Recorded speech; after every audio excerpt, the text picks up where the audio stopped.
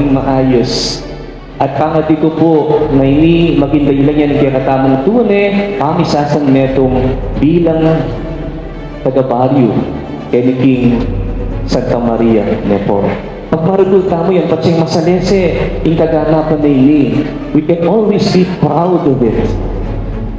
At maging tamang inspirasyon, karinaliwa. Sana maging modelo tamo po So let us pray for one another. Isawag nga po ang Apong Maria, bago po nakatamo po paborin na Apong Maria.